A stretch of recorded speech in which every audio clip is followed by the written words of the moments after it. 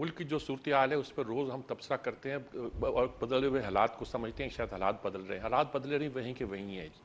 बड़े नाजुक हालात हैं। नाजुक हालात ये हैं कि एक तरफ आज बनी गाला में इमरान खान की आमद की खबर है और वहाँ सख्त पैरा है।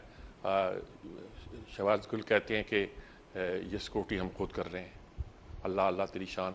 लेकिन उसके साथ ये कि ये भी उनको कह दिया गया कि रेड क्रॉस लाइन क्रॉस की अगर राना सनाउल्लाह ने तो बहुत बुरा होगा। इमरान वहाँ क्यों नहीं आ रहे, ये तो एक छोटा सा मसला है। लेकिन असल मसला ये है कि इस मुल्क के हालात क्या है कि क्या आज भी शहबाज शरीफ ने कहा है कि स्टेक होल्डर्स को बातचीत करना चाहिए, तो क्या पॉसिबल है? क्या कोई बातचीत पॉसिबल है?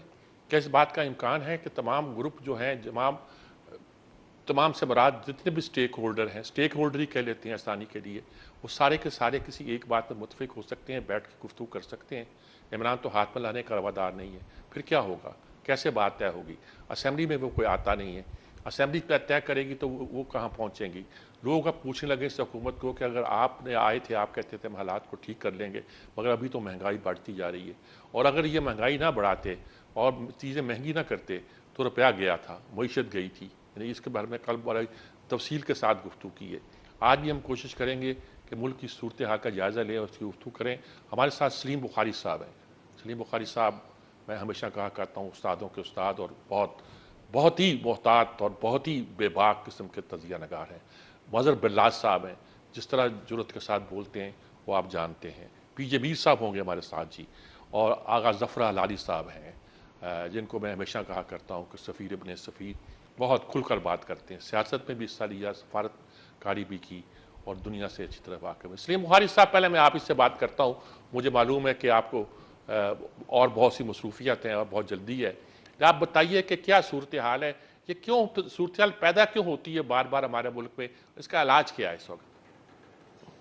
बहुत शुक्रिया आपका सजाद मीर साहब। इतना ब्रिलियंट पैनल और इतना रिस्पेक्टेबल पैनल आपके पास है। मेरी तो बड़ी छोटी हैसियत है इसमें, मैं कोशिश करता हूँ आपके सवाल का जवाब देने की।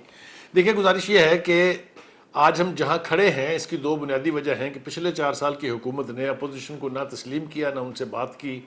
चोर चोर डाकू डाकू कह कह के उनको इतना परे रखा कि ना मिसाक जमहूरियत की बात हुई, ना मिसाक से मीशत की बात हुई, और एक नॉन स्पीकिंग टर्म पर एक हाउस जो है वो 4 साल तक चलता रहा। ये सब आपके सामने है। अब हम देख रहे हैं कि पिछली हुकूमत जो है वो 50 दिन का हिसाब तो इनसे मांग रही है, लेकिन कोई भी अपनी गलती मानने के लिए तैयार नहीं है कि क्या फैसले उन्होंने गलत किए जिसकी वजह से आज हम इस इकोनॉमिक क्राइसिस का शिकार हैं। सारा मलबा पिछली हुकूमतों पे डालने का वैसे तो रवाज है, लेकिन हुकूमतों के बारे में 4 साल तक हमने देखा कि पिछले हुकूमतों की लूट मार, उनकी करप्शन, उनकी लॉलेसनेस, उनकी फेवरेटिज्म, इस सब की बातें होती रहीं। लेकिन अब ये 50 दिन का जो हिसाब मांगा जा रहा है, इसके लिए वैसे तो हुकूमत जिम्मेदार है, उनको इसका हिसाब देना चाहिए, लेकिन मेरे ख्याल से ये काफ़ी सारा बैकलॉग है जिसकी वजह से आज हम IMF के सामने घुटने टेके हुए हैं, और इस बुरी तरह से घुटने टेके हुए हैं कि अगर हम उसको किसी वजह से नाराज़ कर लिया अगर हमने, तो हमारी इकॉनमी का बेड़ा गर्क हो जाएगा। और वो जो हमें धमकियां दी जा रही हैं कि हम डिफ़ॉल्ट की तरफ जा रहे हैं, हम बर्क रफ्तारी से फिर उसकी तरफ रवा दवा हो जाएंगे। दूसरी बात यह है कि पहले हुकूमतों में एस्टेब्लिशमेंट का रोल जो है वो जिस तरह का भी होता था, उसके ऊपर शायद बहस का ये वक्त नहीं है, लेकिन इसमें कोई शुबा नहीं है कि पिछले 4.25 साल तक मुकम्मल तौर पर सपोर्ट हासिल रही PTI की हुकूमत को इस्टेब्लिशमेंट की। और ये मैं नहीं कह रहा हूँ, ना ये कोई इल्ज़ाम है, बल्कि हर वज़ीर, हर मशीर, हर स्पेशल असिस्टेंट और जनाब इमरान खान साहब ने खुद हमें एक पेज का सबक याद करवाया, और वो एक पेज मंत्रा जो है वो फिर जिस तरह से टूटी है वो भी सबके सामने है। तो एक ऐसी हुकूमत जिसको इस्टेब्लिशमेंट की मुकम्मल सपोर्ट हो और एक पेज पर हो, वो अगर मसाइल न हल कर सके तो बहुत तकलीफ़ की बात है। आ जाइए हम देखते हैं कि इमरान खान साहब ने जो कंटेनर पे खड़े होकर और उसके बाद अपनी इलेक्शन कैंपेन में जो दावे किए थे, जो वादे किए थे, जो मुतालबात किए थे, क्या वो उससे ओहदा बरा हो पाए हैं? अब ये लंबी तफसील है, चाहे वो 50 लाख घर हैं, चाहे वो 1 करोड़ नौकरियां हैं, चाहे वो जनूबी सूबा है, चाहे वो करप्शन का खात्मा 30 दिन में है, 90 दिन में यानी इतनी बचत हो जाएगी कि हमें किसी से मांगना नहीं पड़ेगा। ये सारे नारे खोखले साबित हुए हैं, इसके बारे में कोई दो राय नहीं है। चाहे आप PTI के अंदरूनी खाना लोगों से पूछ लें, वो भी मानते हैं कि हमने जो वादे किए थे वो हम पूरे नहीं कर पाए।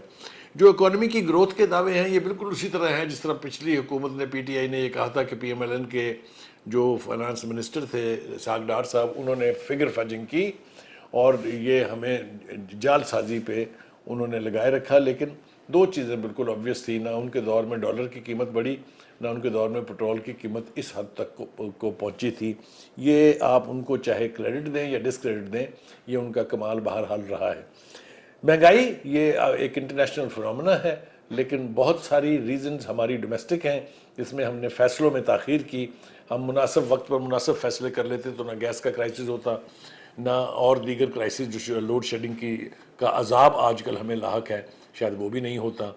तो ये सूरत हाल की जिम्मेदारी जब तक लेने का रवाज नहीं पड़ेगा मीर साहब हमारे यहाँ, कोई मसला उस वक्त तक हल ही नहीं हो सकता।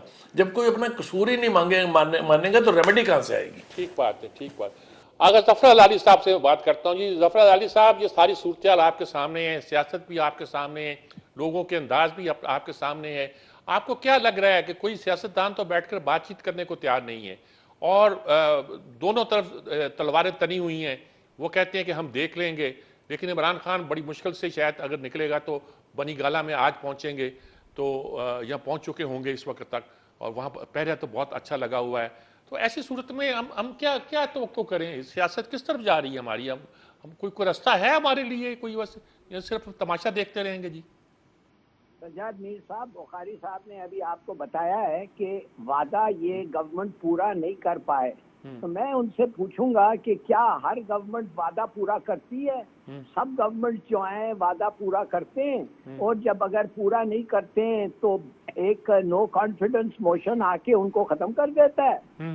क्या ये नो कॉन्फिडेंस मोशन अंदर से आया था या बाहर से आया था? देखिए, ये कहना कि वादा पूरा नहीं करो तो लिहाजा जस्टिफिकेशन है कि आप उनको उठा के फेंक दें।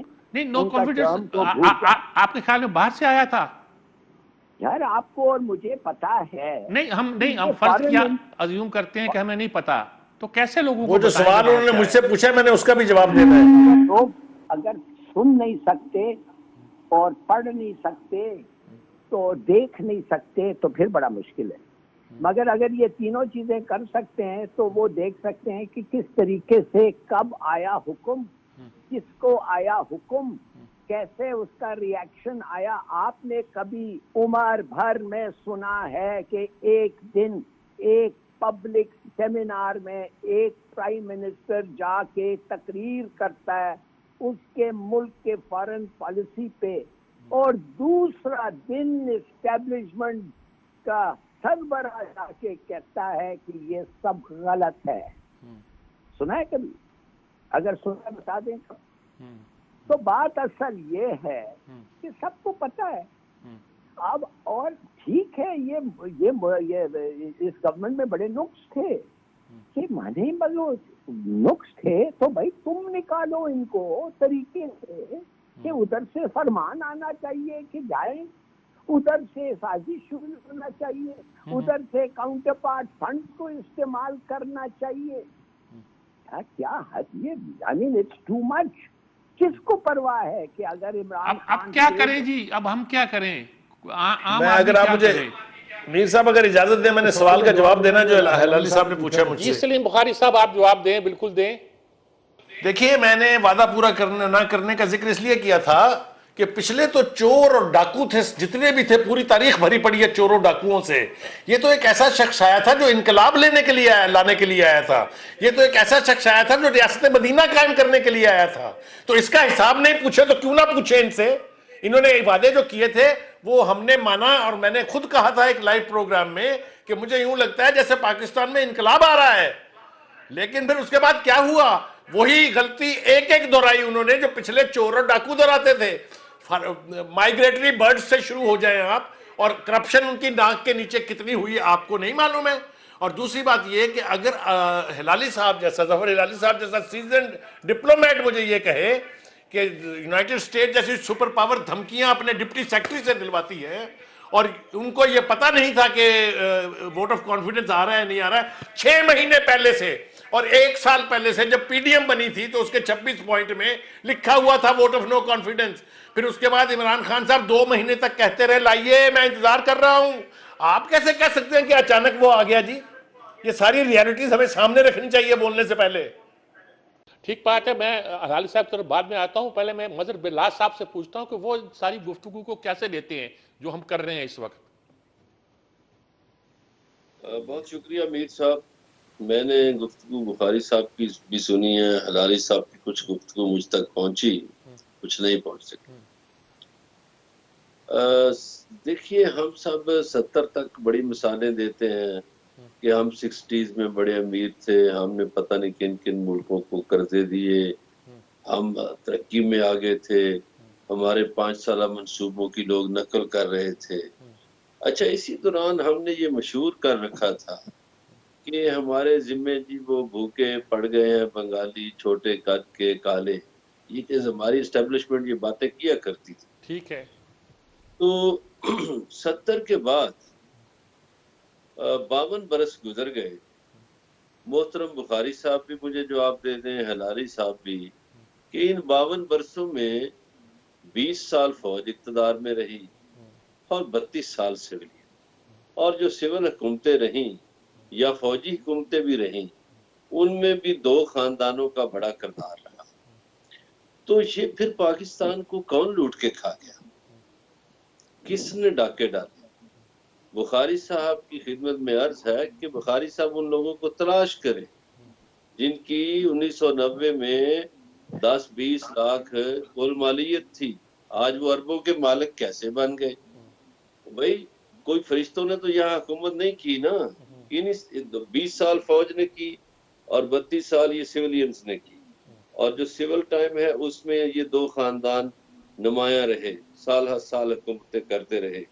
और फौज की जो एस्टेब्लिशमेंट की आप बातें करते हैं, तो ये तो भाई जवान ही उसकी छतरियों में हुए थे, ये जो बड़ी पार्टियां जो इस वक्त इक़्तिदार में बैठी हैं। अभी जो सूरत हाल है जिसपे मियाँ शहबाज शरीफ साहब फरमा रहे हैं, वो भाई अब तो लगता है कि ये जो मिफ्ता साहब हैं ये बैलगाड़ी चलाते थे और इनके हवाले जहाज कर दिया गया है। मियाँ शहबाज शरीफ के बारे में मैं पहले दिन से ये अर्ज कर रहा हूँ कि वो एक मेयर से ज्यादा की सोच नहीं रखते। उनको किसी शहर का मेयर होना चाहिए, वो लाहौर के मेयर बन जाएं, वो कराची के मेयर बन जाएं, वो इस्लामाबाद के मेयर वो बहुत अच्छे रहे। अस्तंबुल के मेयर ने तो बहुत काम किया है। तो ये भी मेयर बन जाए, मेयर से ज्यादा नहीं।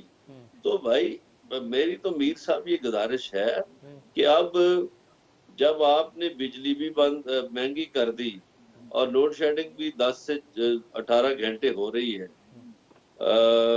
गैस आपने महंगी कर दी है, पेट्रोल आपने महंगा कर दिया है, अब ये जो आम आदमी है उसकी जिंदगियों में असर पड़ता है। जब बिजली महंगी हो जाए या ना आए तो 50% चीजों पे असर पड़ता है, इसी तरह गैस का।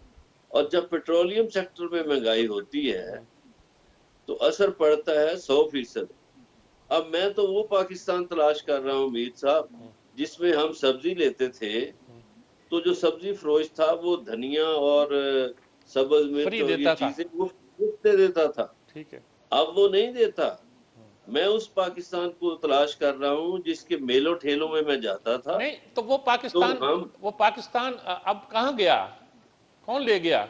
शहबाज शरीफ ले गए, इमरान खान ले गए, या दोनों नहीं कोई और ले गया? को पता तो चले ना, कोई अगर और है तो उसका नाम तो हम बताएं। गुजारिश ये है कि मैंने अर्ज तो किया है कि 20 साल फौज हुकूमत रही डायरेक्ट, 11 साल ज़ियाउल हक रहे और 9 साल परवेज मुशर्रफ रहे। कौन लोग उनके साथ? 11 साल जनरल अयूब के भी शामिल कर लेना, 30 साल बनते हैं। देखिए, आप आधे पाकिस्तान की बात कर रहे हैं, पूरे पाकिस्तान में वो सलीम बुखारी साहब कह रहे हैं अयूब खान को भी शामिल करें। वो भाई सलीम बुखारी साहब, मैं 70 तक तो बात नहीं कर रहा, मैं तो कहता हूँ 70 तक तो आप मिसालें देते हो ना सब लोग। नहीं, हम पूरे पाकिस्तान की मिसाल देते हैं। अच्छा, पीजे मीर साहब को शामिल करें हम बात में, ताकि फिर हम आके बात को आगे लेके जाएं। जी पीजे मीर साहब, आपने सारी गुफ्तगू सुनी, क्या कहेंगे आप?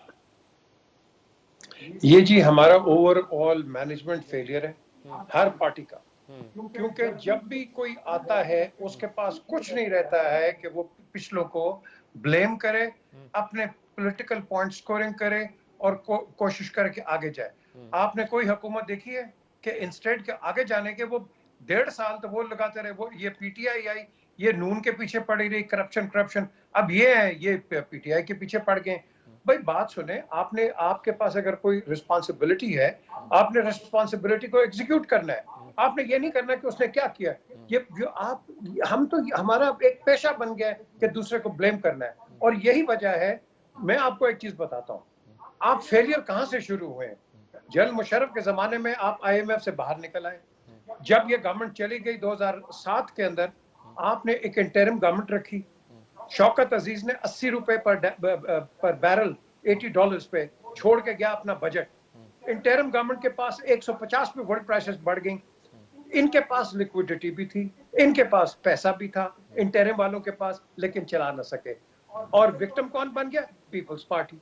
अब ये एक फॉल गाय ये आपका चलता रहा और अभी भी चल रहा है। पीछे मीर साहब एक बात कही जाती है कि अगर डॉलर अब उस तरह होता जिस तरह के था, तब जो पेट्रोल हम 210 रुपए में ले रहे हैं वो उस वक्त 110 रुपए में ले रहे होते।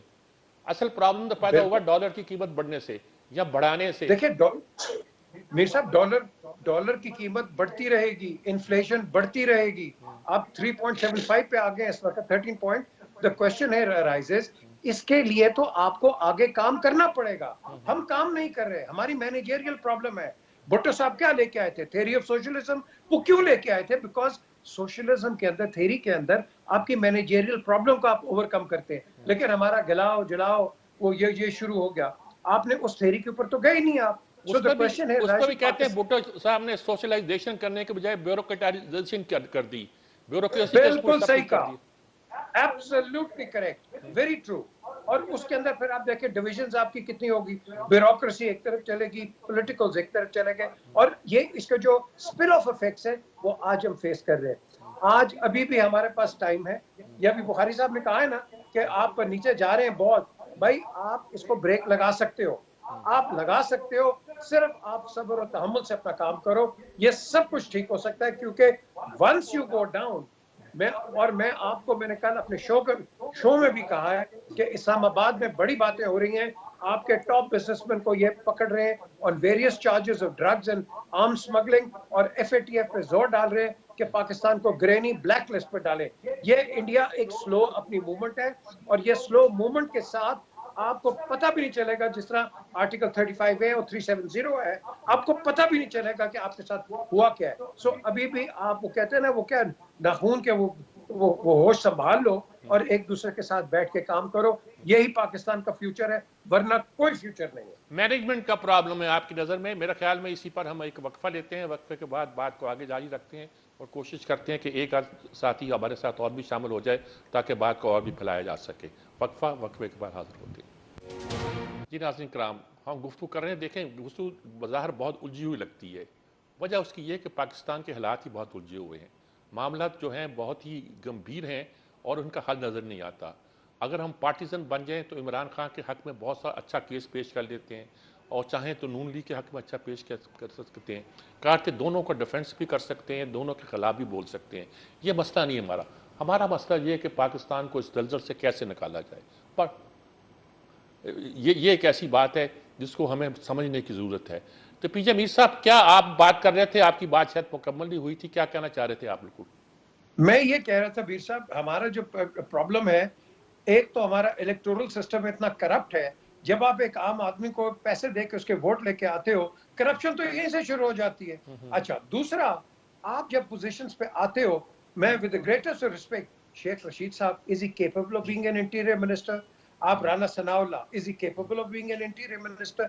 आप लोग वो लगाएं जिनकी कोई कैपेबिलिटी हो, जिसका कोई जिसकी कोई क्वालिफिकेशन हो। आप उठा के, हर गवर्नमेंट जो है अपने फेवरेट्स को वहां लगा देती है कि वो उसका एक जो एजेंडा होता है उसको आगे लेके चलो। सो ये मैं समझता हूँ कि ये हमारा एक बहुत बड़ा ड्रॉबैक है। अच्छे लोगों को लगाओ। इमरान खान ने आज क्यों मार खाई है? उसने मार इसलिए खाई है कि he didn't have the right people. वो असद उमर को मेरा चैंपियन है, आपने 5-6 फॉरेन वो फाइनेंस मिनिस्टर्स चेंज कर दिए। आप देखो ना, अब आप शौकत तरीन को लेके आए हो, ये केपेबल आदमी है, he is a good person, he knows, he understands. ये प्रोडक्ट है शौकत अजीज का। और ऐसे अगर आप लोग लेके आओगे, आपका मुल्क आगे बढ़ेगा। अगर आपने कहना कि मेरे फेवरेट को लगा दो, just because he's my favorite. It doesn't matter PTI, PMLN or PPP. You are heading to the road to disaster. Institutions आपके खत्म हो जाते हैं और with the result क्या होता है? जब वो नीचे जाते हैं, blame जो number 1 होता है, वो fall guy वो बन जाता है. ठीक I बात think है। इस चीज को हमने eradicate करना है. सलीम बुखारी साहब, मुझे मालूम है कि आपको बहुत जल्दी है, मैं इसलिए मैं आपसे पूछना चाहता हूं कि सारी गुफ्तगू सुनने के बाद आपका क्या कहना चाहेंगे आप इस पर? जी, एक तो वजाहत मुझे ये करनी है कि मैंने आज तक कभी ये नहीं कहा कि नून लीग या पीपल्स पार्टी की लीडरशिप जो है वो फरिश्तों पर मबनी थी। मेरे ख्याल से जो तबाही असल से शुरू हुई है उसके बुनियादी जिम्मेदार वही हैं। मैंने इमरान खान साहब का कंपैरिजन इसलिए किया कि हमने ये समझा, मैं अपने आप को कह रहा हूँ कि ये मसीहा आया है और ये सब ठीक कर देगा, इसीलिए मेरी मायूसी भी उन सब के मुकाबले में बहुत ज़्यादा है। तो एक तो ये थोड़ी सी वजाहत करनी थी। दूसरी बात ये, आज हम जहाँ खड़े हैं इसका कोई सलूशन नहीं है ऑन द सरफेस। जितने मर्जी शहबाज शरीफ साहब किसी तकरीब में बयानात देते रहे कि जनाब ग्रैंड डायलॉग होना चाहिए, किसी ने नहीं करना। इमरान खान ने तो ग्रैंड डायलॉग नहीं करना है, ये तय है। और जब तक ये नहीं होगा इसका सलूशन यही है कि हम सिसकते रहेंगे, अवाम पिसते रहेंगे, टैक्स लगते रहेंगे। कहीं किसी बुनियादी मसले को एड्रेस करने की ना ख्वाहिश नज़र आती है, ना डिटर्मिनेशन है, ना कैपेसिटी है। That's the problem. जो पीजे कह रहे थे वो बिल्कुल ठीक है कि आप अहम ओहदों पर ऐसे लोगों को लगा देते हैं जो, और दो जो नाम उन्होंने लिए वो आपके सामने हैं। उनमें से एक नाम के बारे में तो मैं चूँकि बहुत ज़्यादा तफसील से जानता हूँ शेख रशीद साहब के, इसलिए वो मैं ना ही करूँ क्योंकि दूसरे को उसकी रियायत मिल जाएगी। तो अगर इंटीरियर मिनिस्ट्री जैसी पोजीशन इनको देंगे आप और वो अपने अपने पुराने बदले चुकाते रहेंगे, तो मुझे बताइए कहाँ से हमने आमा आएगा, कहाँ से।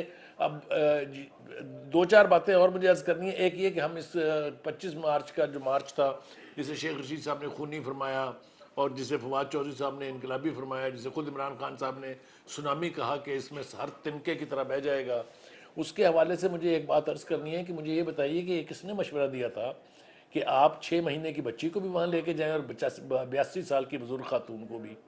अकल का मातम करने को दिल चाहता है कि उसके ऊपर एहतजाज तो किया जा रहा है, लेकिन कोई ये विजडम ढूंढने के लिए तैयार नहीं है कि ये इनको ले जाने की लॉजिक क्या थी।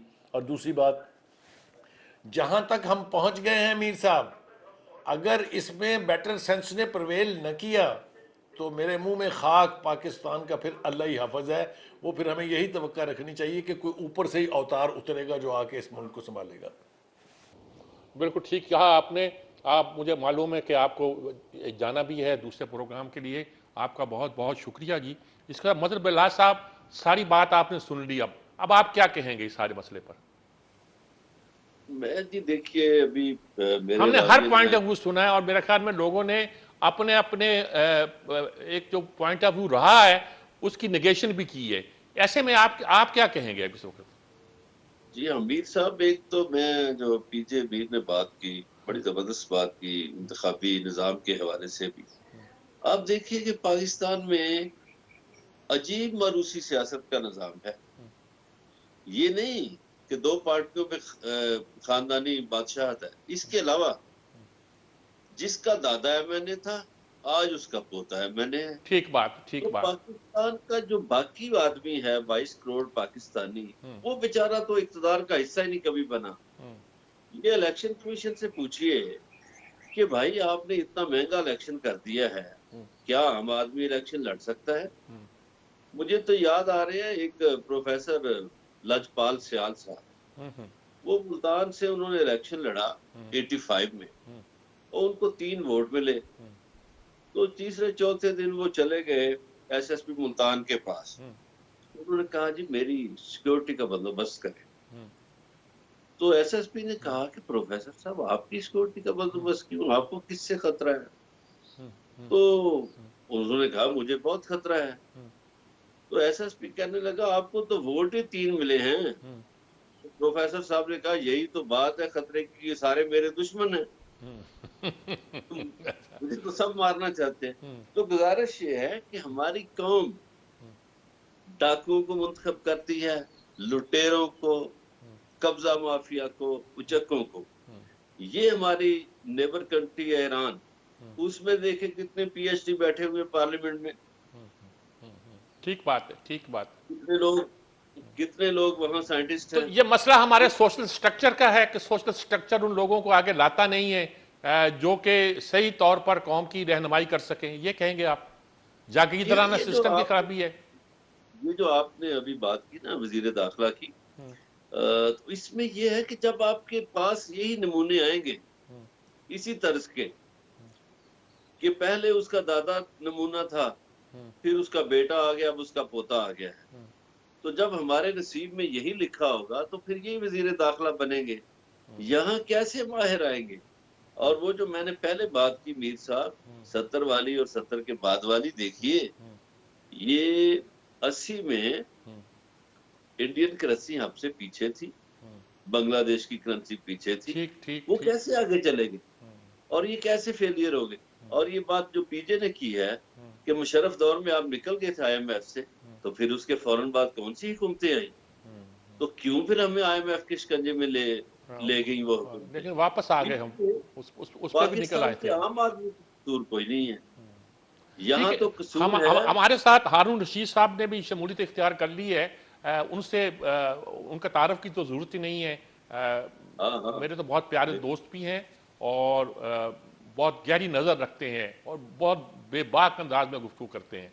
उनसे मैं पूछता हूँ कि वो सारी गुफ्तगू तो उन्होंने सुनी नहीं होगी, इस मामले पर उनकी राय क्या है। हारून रशीद साहब, हम गुफ्तगू कर रहे हैं जो मुल्क के हालात हैं इस वक्त, और देख रहे हैं कि बनी गाला में वो आ रहे हैं कि नहीं आ रहे हैं, तो इंतजार हो रहा है कि नहीं हो रहा, लोग क्या कह रहे हैं, राना सनाउल्लाह क्या कह रहे हैं। मुल्क के हालात बहुत ख़राब हैं, पार्टीजन की बात नहीं है, यानी कि नून लीग ने ये किया, पीटीआई ने ये किया, हम 100 तरह के तजिया करते हैं। पाकिस्तान का क्या बनेगा, हम किस तरफ जाएंगे? वो कहते हैं बंदे ठीक इलेक्ट नहीं हो रहे, पीजे मीर कहते हैं जी हमारी मैनेजमेंट ठीक नहीं होती, आगा हलाली कहते हैं कि जी हमने किसी के कहने पे हमने असेंबली नो कॉन्फिडेंस वोट ले आए हैं। आप क्या कहते हैं इसमें? मेरा ख्याल ये है कि कौमें इसी तरह बनती हैं, अफराद भी इसी तरह बनते हैं, अदबार से गुजरते हैं। अमेरिका भी इसी से गुजरा, बरतानिया भी गुजरा, और अपना इंडिया तो गुजरा ही, वो तो हमारे सामने ही है। 1000 बरस कैसे उनके गुजरे और उससे पहले भी कैसे गुजरे, उससे पहले राजवाड़े थे। इसमें हम बहुत ज्यादा ये सेल्फ पिटी का शिकार, खुद तरसी के शिकार हो जाते हैं। इनसिक्योर भी हैं, बड़े सगीर हमेशा इनसिक्योर रहा, हजारों साल हमले होते रहे, हमला होते रहे, और इन्फीरियरिटी भी है, ज्यादा उसको महसूस करते हैं। मसला तो होता है और हमेशा हर कहीं होता है। अमेरिका को मसला दरपेश है राइफलों की कसरत से, और वो रोया भी ओबामा उस पे, ये भी रो ही रहे हैं, जो बाइडेन भी। तो मसले के हल की तरफ जाना चाहिए। बात ये है कि वो सवाल ये नहीं है कि नून लीग ने क्या किया, ने क्या किया। वो बिल्कुल शरात मुस्तकीम पे चलने का दावा कोई करे तो कोई भी नहीं है, इतदाल पे तो कोई भी नहीं है, आइन की पाबंदी पे तो कोई भी नहीं है, सारों के सब मुतलाशी हैं। और बाकी रहा ये कि सही कहा कि किस तरह के लोगों को हम मुंतखब करते हैं, मगर जैसे दूध होगा वैसे ही मक्खन निकलेगा। नहीं, ठीक है, ठीक है। तालीम दी नहीं, माशरे को तरबियत दी नहीं रसूलुल्लाह सल्लल्लाहु अलैहि वसल्लम का। तो सबसे बड़ी फिक्रमंदी उनकी असहाब सुफ़ा ही थे ना। बेटी से कहा, और बेटी भी कैसी कि कहा कि मेरे लिए तो असहाब सुफ़ा के लिए भी कुछ नहीं है, पर ये असहाब सुफ़ा पहली प्रायोरिटी है, फरोग़ इल्म पहली प्रायोरिटी है, तालिब इल्म पहली प्रायोरिटी है।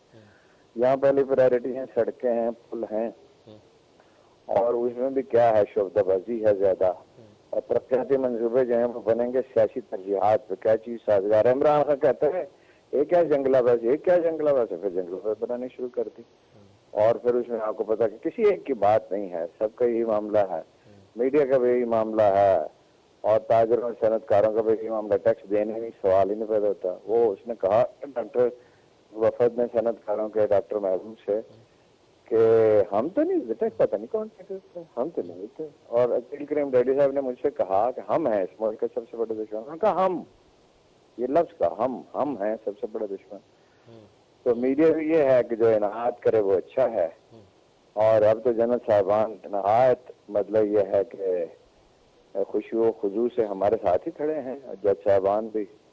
अब तो मतलब ये है कि पारसाई की रिदा किसी के तन पे नहीं है, सब हो गए। आपकी बात समझ गया। शमूलियत इख्तियार कर ली है, सभी ने आपके साथ शमूलियत इख्तियार कर ली है। बस हारून रशीद साहब, सभी के साथ शमूलियत इख्तियार कर ली। हम एक वक्फा लेते हैं जी, वक्फे के बाद हाजिर होते हैं तो आपसे कंक्लूडिंग रिमार्क्स पूछते हैं। शायद इस अरसे में हम कुछ सोच सकें, कुछ रास्ता तलाश कर सकें और किसी सब जा सकें। एक वक्फा, वक्फे के बाद जी नाज़रीन किराम, हम गुफ्तगू कर रहे हैं मुल्क की सूरत हाल पर, कौन जिम्मेदार है कौन जिम्मेदार नहीं है।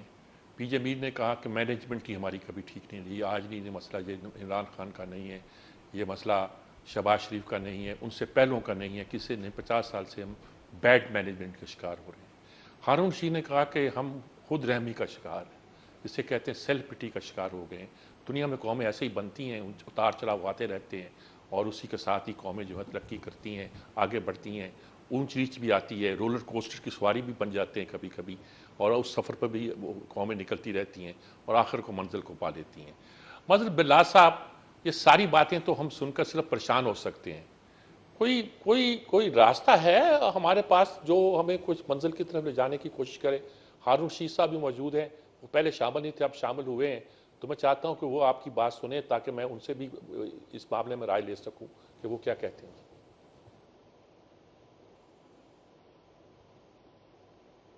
वापस की ये चीजें, जी तो मेरी एक गुजारिश है आपके प्रोग्राम के तर्ज से कि इसमें वो एक चीज शामिल कर लें जो बांग्लादेश के इलेक्शन कमीशन ने की हुई है कि मैं इन सब में से किसी को पसंद नहीं करता। गाना है जिसमें लिखा है कि ये जो लोग इलेक्शन लड़ रहे हैं इस हल्के में, मैं उनमें से किसी को पसंद नहीं करता, किसी को इस अहल नहीं समझता कि उसको वोट दूं। और फिर ये शर्त आयद कर दें कि आप 51% वोट लेकर आएंगे तो फिर आप, दुनिया के कई मुल्कों में है जी, ठीक है जी, वो ये शामिल करें। आप देखिए, मैं फिर आपको माजी में ले जाता हूँ, जो बंगाल का मशरकी पाकिस्तान का पॉलिटिशियन था वो करप्ट नहीं था। ये करप्शन तो इन्होंने की है सारी, इन्होंने डुबोया इस कश्ती को। ये जो आप आज पवित्र बन के बैठते हैं, और अब आप देखिए एक पार्टी का सरबराह है, वो तालिबान से हाथ मिलाने को तैयार नहीं। वो कहता है जी हमारे तो फलां फलां को पता नहीं इन्होंने शहीद किया। वो भाई, ये मुल्कों के मामलात होते हैं, इस तरह नहीं चलते। मैं यहाँ कोई इमरान खान की वकालत नहीं कर रहा, लेकिन एक जुमला उनका जबरदस्त है जो उन्होंने इंटरव्यू दिया किसी फॉरनर को कि भाई मैंने कोई चीन का, रूस का, फलां का ठेका नहीं लिया हुआ, मैं तो अपनी कौम का जिम्मेदार हूँ। असल ये है यहाँ प्रॉब्लम कि यहाँ एहसास जिम्मेदारी नहीं। क्या पुलिस जो है वो चोरियां डाके कंट्रोल कर रही है? बिल्कुल भी नहीं। क्या है आपकी जो सिविल ब्यूरोक्रेसी है जिस पर तनकीद होती ही नहीं, या आप सियासतदानों पर तनकीद करते हैं या फौज पर तनकीद करते हैं, और फिर कुछ अदलिया पे भी आप लोग बोलते हैं, लेकिन जो सिविल ब्यूरोक्रेसी है जिसका काम है लोगों की खिदमत करना, क्या वो खिदमत की? यहाँ एक भुट्टो साहब की बात की, भुट्टो ने तो ऐसा सत्यानाश किया नेशनलाइज करके कि यहाँ से सरमायाकार भाग गया। ठीक बात। उसका इत्मीनान आज तक नहीं बहाल हुआ, और भुट्टो ने अदारों में यूनियंस बना दी, और मीर साहब आप देखिए और ब्यूरोक्रेसी के सर से कॉन्स्टिट्यूशन का जो साया था वो भी उठा लिया। जी हाँ, और जिस अदारे में यूनियन बनी वो बर्बाद हो गया। अच्छा, मैं आपको दोबारा लेता हूँ। जफर हलाली साहब, लाइन कट गई थी, बड़ी मुश्किल से दोबारा मिली है, उनसे मैं बात करना चाहता हूँ। हलाली साहब, आप क्या कहना चाह रहे थे? सलीम बुखारी साहब गुफ्तगू कर रहे थे, आपकी लाइन कट गई, शायद हम बाप से बात नहीं कर पाए। आप क्या कहना चाह रहे हैं? बीच की गुफ्तगू तो आपने सुनी नहीं होगी। मुझे समझ नहीं आई। देखिए, अगर आप एग्जामिन नहीं करेंगे कि ये जो तबादला आया है, ये गवर्नमेंट जो निकल गई है, क्या आप वाकई समझते हैं ये इसलिए निकली है कि पीडीएम के मैनिफेस्टो में वोट ऑफ नो कॉन्फिडेंस एक तरीका था? क्या वोट ऑफ नो कॉन्फिडेंस जिस तरीके से इस्तेमाल किया गया है, क्या ये कभी दुनिया में ऐसा देखा हुआ है कि लोगों को घर में जाके बंद करो, 400 पुलिस वाले मंगवाओ, पैसे बांटो? ये कोई तरीका है एक मोशन ऑफ नो कॉन्फिडेंस पास करना कि आप 20 गवर्नमेंट सपोर्टर्स को पैसे दे के लाएं, और जो उनके साथ जो इंडिपेंडेंट पार्टी, वो तो पहले बागी थे, और जो अलग हुए वो तो अलग पार्टी है।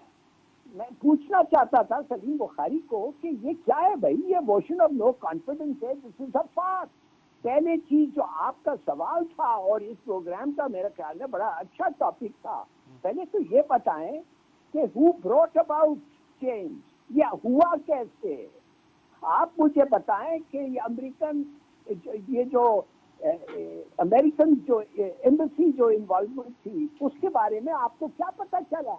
ये जो 20 लोगों को उन्होंने मिले हैं 20-30 दिन में और 7 लोगों को एक दिन में, टॉपिक ऑफ कॉन्वर्सेशन क्या था, आपका इंटेलिजेंस क्या बता रहा है, वो काउंटर पार्ट फंड जो इस्तेमाल हुए हैं वो कैसे आए।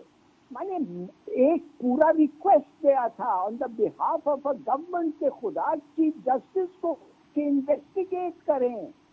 चले स्पीकर ऑफ द असेंबली को, स्पीकर ऑफ द असेंबली कहता है कि मैं नहीं टेस्टिफाई कर, मैं नहीं कंफर्म कर सकता कि ये नो कॉन्फिडेंस ठीक हुआ है, और आप फिर पूछ रहे हैं कि इमरान खान की बुरी हुकूमत थी इसलिए चले गया।